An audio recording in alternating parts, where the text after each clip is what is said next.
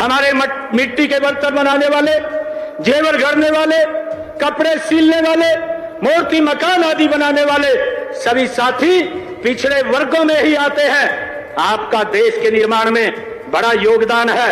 इसी के प्रति कृतज्ञता व्यक्त करते हुए माननीय नरेंद्र मोदी जी ने 17 सितंबर 2023 को प्रधानमंत्री विश्वकर्मा योजना उसकी शुरुआत की, जिसका लाभ हमारे ओबीसी समाज को मिल रहा है।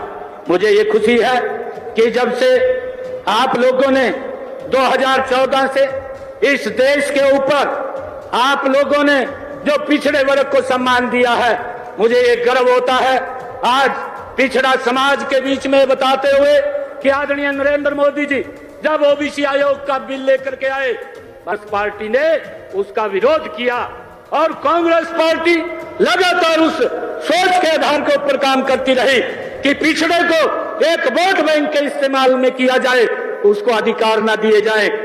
परंतु ये अधिकार आपने ओबीसी समाज के सुरक्षित भी किए हैं और अधिकारों को देने का काम भी ओबीसी समाज को आपने किया है। मैं आपका आज इस हरियाणा की भूमि के ऊपर बहुत बहुत स्वागत करता हूं और मुझे इस बात की खुशी है कि जब से ओबीसी आयोग बना है, ओबीसी आयोग को आपने संवैधानिक शक्तियां दी हैं। आज हमारे ओबीसी समाज के बच्चों को चाहे केंद्रीय विद्यालय है, नवोदय विद्यालय है, सैनिक स्कूल है, एमबीबीएस के अंदर है, हमारे बच्चे आज उसमें एडमिशन ले रहे हैं। ये आपकी नीतियों का परिणाम है। मैं दिल से धन्यवाद करता हूं आपका। आप आज हम सब के बीच में आए हैं। जो कुछ और छोटी समस्याएं थी, हमने आपके समक्ष ये प्रस्ताव रखा और आपने 1 मिनट के अंदर उस प्रस्ताव को स्वीकार करते हुए कहा कि मैं हरियाणा के अंदर अपने भाइयों के बीच में आकर के उन बातों को मैं सरल करने का काम करूंगा। आज आप यहाँ पर पधारे हैं, हरियाणा की इस पवित्र भूमि पर पधारे हैं। मैं पुनः हरियाणा के तरफ से आपका यहाँ पर आगमन पर धन्यवाद करता हूँ और स्वागत करता हूँ। और अभी इतनी भारी संख्या में ओबीसी समाज के हमारे भाई बहन आए हैं, आप सबका भी धन्यवाद करता हूँ और एक विश्वास के साथ कि जो आदरणीय मिश्रा जी आपकी सोच है, उस सोच को हम हरियाणा के जन जन तक पहुंचाने का निरंतर काम करते रहेंगे और लोगों के जीवन को सरल और सुगम बनाने का काम ये हमारी सरकार करती रहेगी। मैं आपका और आप सबका बहुत बहुत धन्यवाद और स्वागत करता हूं। इन्हीं शब्दों के साथ जय हिंद, जय भारत, जय भारत मां। दर्शन करे, भविष्य के सपनों को साकार करने के हम सबको ऊर्जा दें। माननीय श्री अमित शाह जी।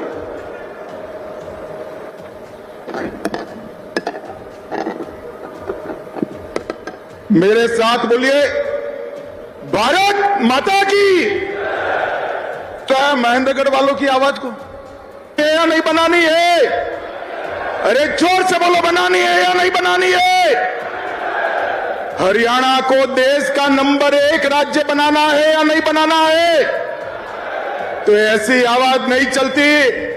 पूर्ण बहुमत की भाजपा सरकार के संकल्प की मुट्ठी उठाइए, दोनों हाथ उठाइए और प्रचंड आवाज से बोलिए, भारत माता की, भारत माता की। हम खुद पैदा करेंगे तो देश के अन्न के भंडार भरने वाला मेरा हरियाणा का ही किसान था। ये तीनों चीजों के लिए पूरा देश हरियाणा को याद भी करता है, प्रणाम भी करता है। मैं महान स्वतंत्रता सेनानी राव तुलाराम जी को प्रणाम करता हूं, जिन्होंने अंग्रेजों के नाक में दम कर दिया था। और मैं पूरे हरियाणा की जनता को भी प्रणाम करता हूं। 2014, 2019 और दोनों विधानसभाओं ने आपने कमल पर आपका आशीर्वाद दिया, 24 में भी कमल पर आशीर्वाद दिया। अब विधानसभा चुनाव में भी आप आशीर्वाद दोगे, इसका मुझे पूरा विश्वास है। भाइयों और बहनों, आज नायब सिंह जी ने ये बीसी सम्मेलन में, ओबीसी सम्मेलन में, पिछड़ा वर्ग के सम्मेलन में हमेशा हरियाणा के पिछड़ा वर्ग ने भाजपा को आशीर्वाद दिया है। अब भाजपा का भाई एक कर्तव्य बनता है, जो कुछ किया है उससे ज्यादा कर कर हम आपके पास आए। नायब सिंह जी की कैबिनेट ने 3 निर्णय करे हैं। सबसे पहला निर्णय, क्रीमी लेयर की सीमा 6 लाख से बढ़ाकर 8 लाख करने का निर्णय नायब सिंह सैनी भाजपा सरकार ने किया है। इसके साथ साथ 8 लाख गिनने में तनख्वाह भी नहीं गिनी जाएगी और कृषि की आय भी नहीं गिनी जाएगी। हर बच्चे को ओबीसी का फायदा मिलेगा। पंचायतों में जो रिजर्वेशन था उसको भी बदलने का फैसला किया है। पंचायत में 8% रिजर्वेशन ग्रुप ए के लिए था, उसके साथ 5% रिजर्वेशन ग्रुप बी के लिए भी आज से शुरू हो जाएगा।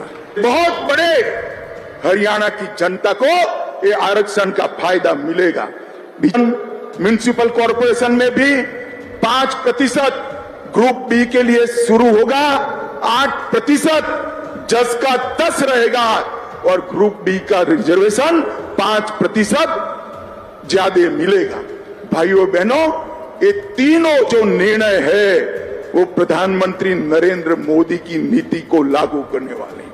2014 में नरेंद्र मोदी जी ने जब पार्लियामेंट के अंदर पहली बार सांसद के नाते पग पैर रखा और देश के प्रधानमंत्री बने, पूरे देश के सामने भाषण किया था, मेरी ये सरकार दलितों की सरकार है, गरीबों की सरकार है और मेरी ये सरकार पिछड़ों की सरकार है और देश को पहला सशक्त बीसी प्रधानमंत्री देने का काम भारतीय जनता पार्टी ने किया और आज 71 में से 27 मंत्री पिछड़ा वर्ग के देकर नरेंद्र मोदी जी ने देश भर के और हरियाणा से भी 2 पिछड़े देकर हरियाणा के ओबीसी का सम्मान करने का काम किया है। भाइयों और बहनों, मैं यहां आया हूं तब हुड्डा साहब को जरूर कहना चाहता हूं, हुड्डा साहब, चुनाव आता है तब बीसी बीसी बीसी बीसी की माला जपते हो। कांग्रेस पार्टी हमेशा से पिछड़ा वर्ग की विरोधी रही, ओबीसी की विरोधी रही। सन 57 में ओबीसी के रिजर्वेशन के लिए काका साहेब कालेलकर कमीशन बना, कांग्रेस ने सालों तक इसको 1980 में इंदिरा गांधी जी ने मंडल कमीशन को ठंडे बस्ते में डाला। 90 में जब लाया गया, राजीव गांधी ने 2 घंटा 43 मिनट भाषण कर ओबीसी के रिजर्वेशन का विरोध। भाइयों बहनों, भारतीय जनता पार्टी ने क्या किया? वो रिजर्वेशन तो मिला ही था, इसके साथ ओबीसी कमीशन को संवैधानिक मान्यता देकर आपको संवैधानिक अधिकार देने का काम हमारे नेता नरेंद्र मोदी जी ने किया। 16 और जातियों को ओबीसी में आर का काम किया और केंद्रीय विद्यालय, नवोदय विद्यालय, सैनिक स्कूल और नीट की परीक्षाओं में 27% आरक्षण पहली बार हमारे नेता नरेंद्र मोदी जी ने देने का काम किया और क्रीमी लेयर की लिमिट को न सिर्फ बढ़ाया, इसमें से कृषि और तनख्वाह की आय को बाहर रखने का काम ऐतिहासिक निर्णय नरेंद्र मोदी जी ने किया और आज से वो हरियाणा के बीसी को भी इसका फायदा मिलने वाला है। और बहनों, हरियाणा में भी पिछड़े वर्ग के कल्याण की कई योजनाएं हुई हैं। सैनी जी ने वो बताया है, मैं डिटेल जाना नहीं चाहता हूं, परंतु मित्रों मैं इतना ही कहना चाहता हूं कि हमने हरियाणा में एक बीसी के बेटे को गरीब घर से, नायब सिंह जी खड़े हो जाइए, जोर से ताली बजाई के लिए, एक बीसी के बेटे को हरियाणा का मुख्यमंत्री बनाया है। अब इनके नेतृत्व में हरियाणा आगे बढ़ेगा। भाई और बहनों, कांग्रेस पार्टी ने जातिवाद और भ्रष्टाचार के सिवाय हरियाणा को कुछ नहीं दिया। भारतीय जनता पार्टी ने ईज ऑफ डूइंग करप्शन से ईज ऑफ डूइंग बिजनेस तक का फैसला भारतीय जनता पार्टी ने किया। कांग्रेस की सरकारें जब बनती थी, एक सरकार आती थी तो भ्रष्टाचार पर पहुंचता था, दूसरी सरकार आती थी तो गुंडागर्दी चरम सीमा तक पहुंचती थी, एक सरकार आती थी तो एक जिले का विकास करती थी, दूसरी सरकार आती थी तो दूसरे क्षेत्र का विकास करती थी। भारतीय जनता पार्टी ने संपूर्ण हरियाणा का विकास करने वाली सरकार देने का काम किया। भाई और बहनों, आज हरियाणा देश बासमती चावल का सबसे बड़ा निर्यातक बना। हर 10वां जवान हरियाणा से आता है। एमएसपी पर सबसे ज्यादा फसलें कोई अगर खरीदता है तो हमारी नायब सिंह सैनी की सरकार खरीदती है। में लाल डोरे के भीतर मालिकाना हक देने का वाला पहला राज्य हरियाणा बना। पढ़ी लिखी पंचायतों वाला पहला राज्य हरियाणा बना। महिलाओं की 50% भागीदारी वाला पहला राज्य हरियाणा बना। हर घर में नल से जल पहुंचाने वाला पहला राज्य हरियाणा बना। पहला आयुष विद्यालय विश्वविद्यालय बनाने वाला राज्य हरियाणा बना। जीएसटी कलेक्शन में पर हेड सबसे ज्यादा कलेक्शन मेरे हरियाणा का होता है। देश की अर्थव्यवस्था में सबसे ज्यादा योगदान पर कैपिटा करता है तो हरियाणा करता है। खाद्यान्न में दूसरा नंबर, दूध के उत्पादन में तीसरा नंबर, सर्वाधिक सामाजिक सुरक्षा पेंशन मानकों को सुधारने में हरियाणा को 3 अवार्ड मिले और विश्व की 400 फॉर्चून कंपनियां आज कहीं पर है तो हरियाणा में है। इसने विकास के नाम पर कुछ नहीं दिया। भाई और बहनों, भारतीय जनता पार्टी की नरेंद्र मोदी सरकार और हरियाणा की सरकार ने गरीब को घर, गैस, बिजली, शौचालय, 5 लाख तक का मुफ्त इलाज और हर गरीब को 5 किलो मुफ्त अनाज देने का काम भारतीय जनता पार्टी की नरेंद्र मोदी सरकार ने किया। और आज अभी मैं आया, रास्ते में अखबार देखता था, कल हुड्डा साहब ने घोषणा की है गांव-गांव जाकर कांग्रेसी हिसाब मांगेगा। हिसाब मांगे हरियाणा। हुड्डा साहब, हम क्यों डेबिट रखें? मैं तो हिसाब लेकर आया हूं और यहां से चुनौती देता हूं हुड्डा साहब, हमारे 10 साल और आपके 10 साल का हिसाब लेकर हरियाणा की जनता के पास जाइए। और आज मैं हरियाणा के भाजपा के एक कार्यकर्ता का आह्वान करना चाहता हूं, हिसाब वो क्या मांगेंगे हम लेकर। हुड्डा साहब सुन लीजिए, मैं बनिया का बेटा हूं, पाई का हिसाब लेकर आया हूं, पाई का हिसाब लेकर। आपने 10 साल तक ऊपर और नीचे कांग्रेस की सरकार बनी, को क्या दिया? सिर्फ 41,000 करोड़ रुपया दिया। भाई और बहनों, कितना दिया? 41,000 करोड़। जोर से बोलो, रटना चाहिए। कितना दिया? और नरेंद्र मोदी और मसाल चली, इन्होंने 259 लाख करोड़ रुपया देने का काम नरेंद्र मोदी सरकार ने, आपसे 6 गुना पैसा को देने का नरेंद्र मोदी जी ने काम किया है। आप हिसाब लेकर आइए, एक चौराहा तय करिए।